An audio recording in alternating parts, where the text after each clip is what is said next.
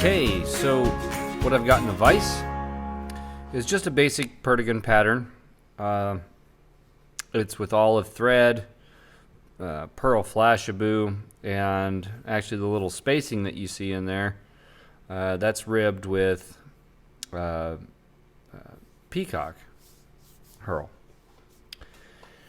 So first things first, in order to get this thing going, it's a pretty straightforward fly to tie. It's great to practice your thread control with, things of that nature.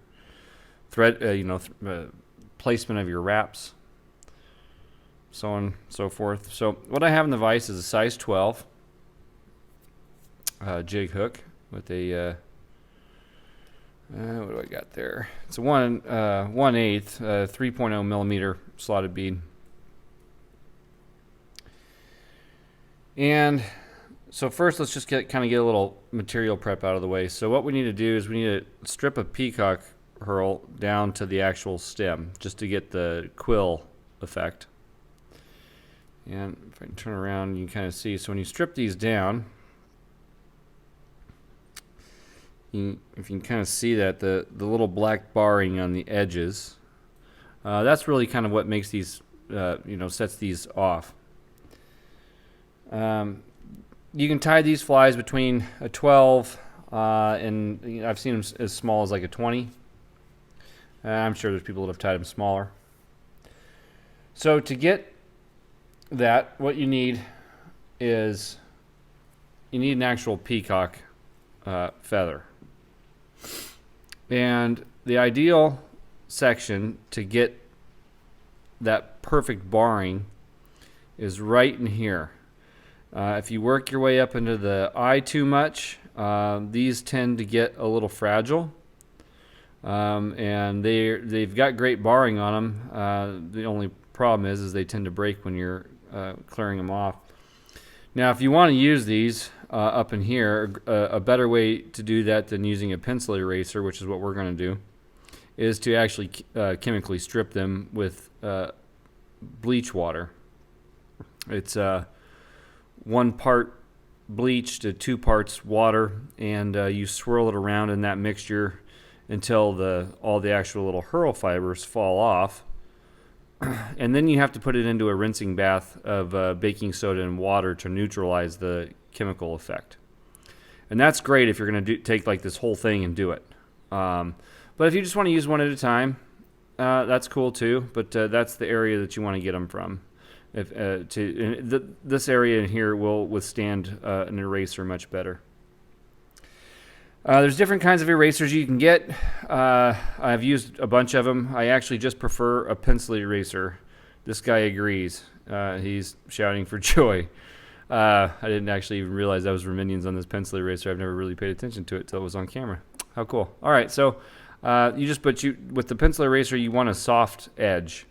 Now you can get the square ones. And then they've got those kind of they're like a pyramid kind of shape ones, with the 2 flat sides that you can put over other kind of like mechanical pencils and whatever, and those will work as well. I just feel like they don't work as well as just a regular pencil eraser. So the block eraser will work too. If it dries out too much, it tends to end up tearing the peacock herl. So when you're stripping the peacock herl, let me get one here real quick so you can just kind of see the orientation of it. I'm not gonna switch the camera or anything. I thought about doing that so you could watch me do it, but there's tons of videos on it. The way I like to do is I've got this little flat card.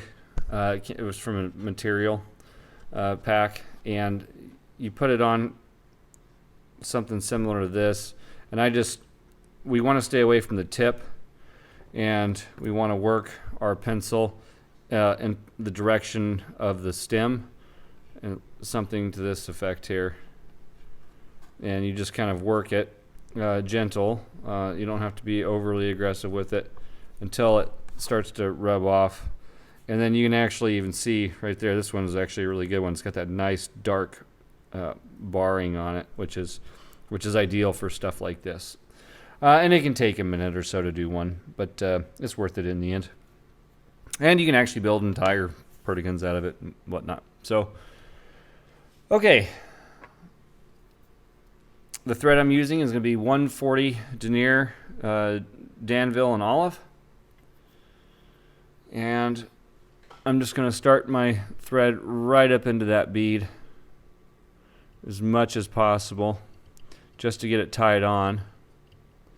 Then I'll bring it out a little ways, and then I'm going to bring it back. And the whole idea here is to kind of chew up some real estate close to the bead. Now, a lot of people actually use wire to hold these things in place. We're not going to do that on this one. But that's definitely an option. If you want to add some weight, you can put some lead wire on there, or 10 wire, whatever you want to do. And once I kind of have this little beginning of a cone shape, I'm going to work this back. Try to keep your thread turns flat. That's one of the nice things about the Danville thread, is it's a flat thread. You can see it flattening out right there. So we're going to put in a tail, and you don't have to put in a tail, but what I've got here is just some Grizzly CDL or Coke de Leon, and you want to get it's typically 3 to 5 fibers is what you see people use. And there's a lot of ways, a lot of different lengths people like to put this at. I think they look the best myself if they're about the length of the body, something close to that. Some people like them really, really short, something like that. And then some people don't like them at all.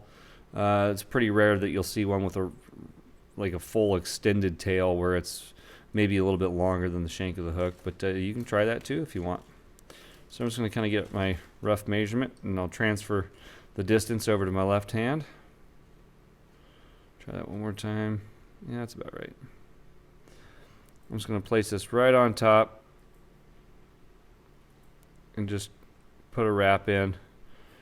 And now I can kind of determine, you want to stay off the bend so that the tail stays parallel with the hook shank. But now I can determine if that's too long. If I think that's too long, or you think it's too long, pinch both sides and just slide it, or vice versa. If you want it to come out a little bit longer, you can pinch both sides and slide it back just a fuzz. And then once you have the distance that you want, we're just going to wrap this forward. Now the way you can do this, because these will really rotate on you, and we don't want that. We want a smooth body. So as you're bringing your thread over, loosen up on the tension of your thread, and once you're over, that's when you tighten up. Loose over the top, tight as you come around. Loose over the top, tight as you come around. And then what that does is that'll, for the most part, keep this right in line, and it's not going to shift on you. So to cut the tips off this feather, what I'll do is I bring my thread halfway up, and then I'm going to bring my scissors in right behind the bead, and I'll trim it off that way. You can get up closer. I just find that it's a little more difficult. Then you gotta pick up the feather and hold it up tight, and may get left with some nubs and whatever. And I find that find the way I just showed you quick and effective, and it doesn't take much getting used to. So as we do this, we want to make sure that we keep our bead orientated so that the slot's in the position that we want. And next I'm going to take my thread, because I want to start building this cone shape, and I'm just going to wrap back to about the hook point. I'm going to wrap forward. The more I've done these over the last year and a half or so, 2 years, the more I've realized that if you try to make precise thread wraps on building this taper, it can start to turn out wonky. So actually just kind of spacing everything out and doing it quickly seems to be a little bit better. Sometimes you have to do one to hit one certain spot or whatever it is. So I find that useful. Maybe it works better for you with the way you wrap thread, to you place it very precisely. So I'm just going to cut out the tip of my Peacock herl.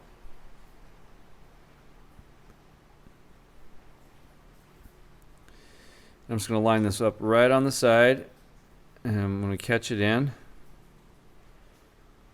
And now as I start to wrap these back, I'm going to start to make a little bit more precise wraps with my thread. And we're just going to take this all the way back to the tail. Again, we want to stay off that bend as much as possible. All right. Next, what we want to do is actually what I like to do. I'm going to take a step back. There's two ways that people primarily do this using glues. One is to use some UV resin and gently put some all over the body right now, or maybe after you put your flash in. You can also take your brush of just regular super glue, put it on there, and what this does is that's going to catch that when you place your Flashaboo up to it, it catches it, and it helps kind of keep it in line. And then if this rolls on you, it's not a super big deal here. There's another bug bit the dust. So now we've got glue on there, and you can do this before or after the Flashaboo. I like doing it actually just a little bit of both. If you use the UV, you wait until after your Flashaboo's tied in. If you're using just some like crazy glue, super glue kind of deal, I like to do both. So next what we're going to do is we're going to actually take the pearl Flashaboo and start to rib the fly. If it doesn't line up perfectly in the back, it's not a big deal. If it does, great. What we're looking to do though is wrap this forward so that we have our turns coming out to just a little bit wider, or at minimum just as wide as the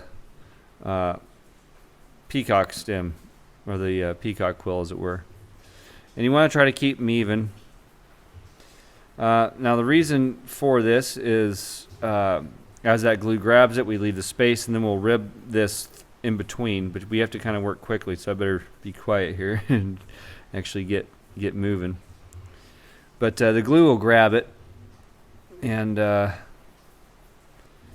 it'll help keep it in place. It won't keep it in place, but it'll help keep it in place. Stay there. There we go. And I'm just going to bring that Flashaboo up in front of my thread, up and around, and tie it off with a few wraps, and get rid of it. Next, I want to take my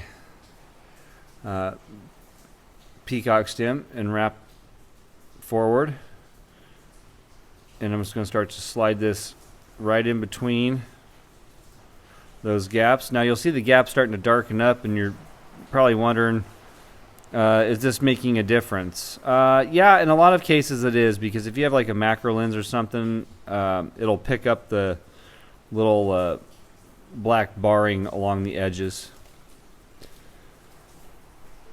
Plus with the super glue, what I like about the super glue is if your peacock runs short, you can put it right in there. The super glue you can just kind of wipe off.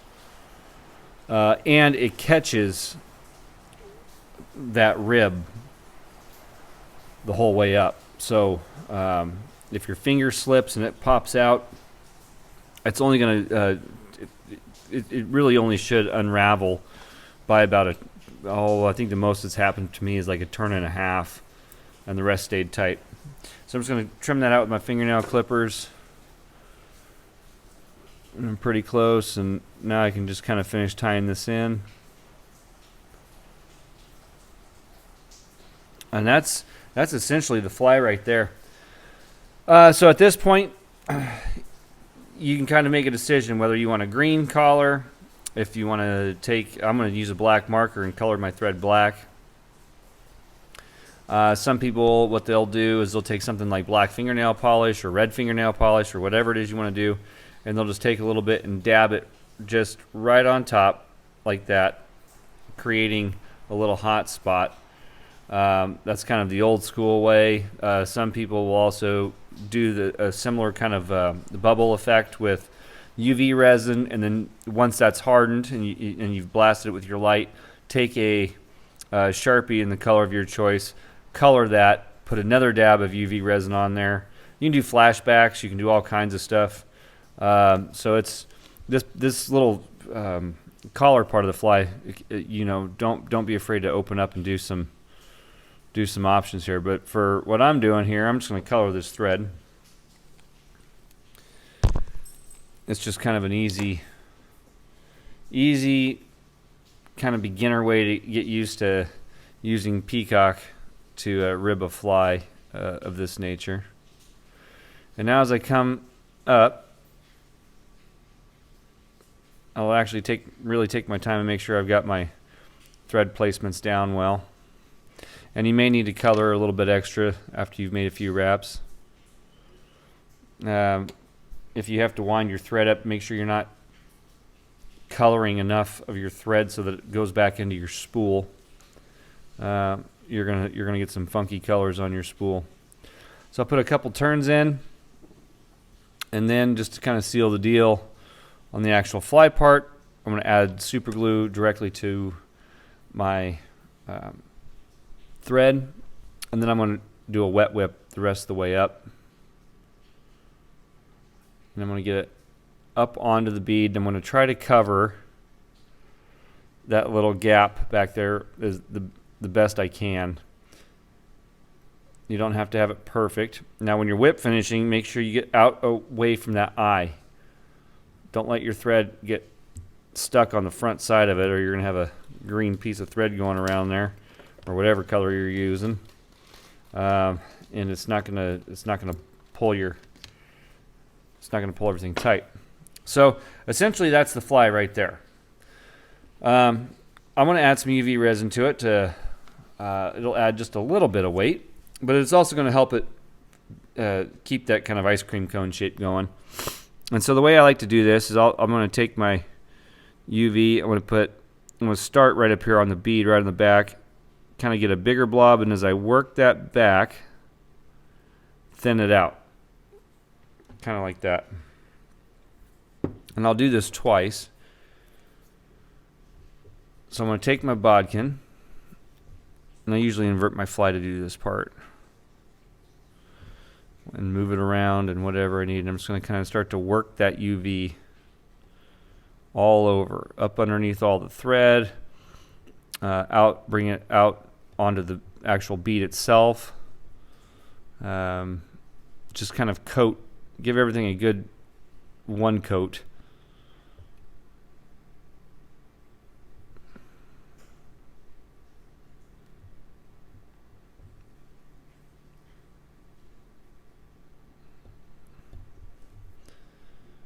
Just to make sure I've got everything covered.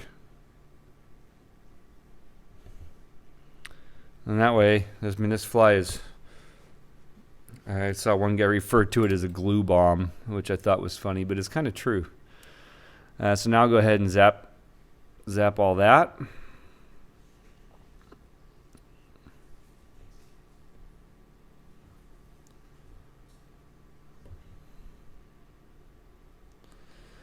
These are actually, once you get the hang of them, they're very fast to tie. You could probably start tying them, and I've seen some guys tie them as quickly as about 1:30, doing something exactly like this. This pattern doesn't really necessarily have a name. It's just and you'll find that with a lot of Perdigon patterns, or they'll just say olive, whatever, or red fire, whatever the guy decided to call it, because it's just meant to be a get down, get fast kind of a dirty fly, right, for Euro nymphing. And I'm sure you can pick some bluegills off with this. I can't imagine they wouldn't love this. So for my final coat, I'm going to do the same thing. I'm going to bring that UV resin right up on top of that bead. Put a little drop, this time a little bit smaller, and just let it work its way back down.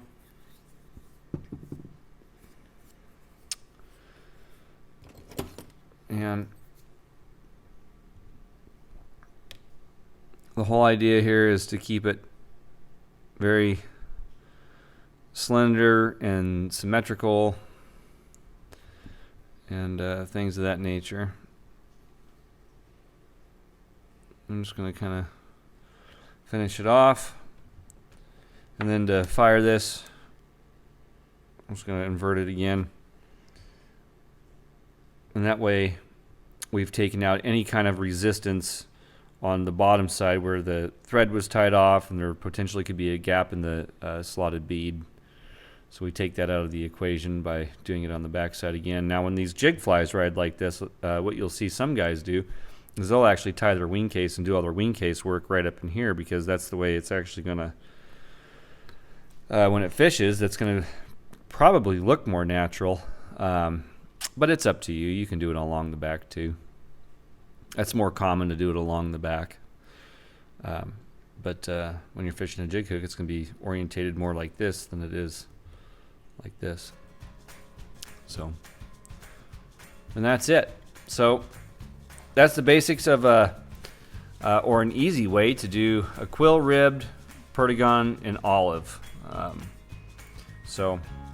If you like the videos, give it a thumbs up. Always appreciate that. Subscribe, share. If you found this video and you're not a part of our group, Fly Tying for Beginners, over on Facebook, we'd love to have you over there. Answer the questions. That's your golden ticket in. This video is a part of the classes that we do over there. This is videos week 3 of 6, working on different things we can do with jig hooks. You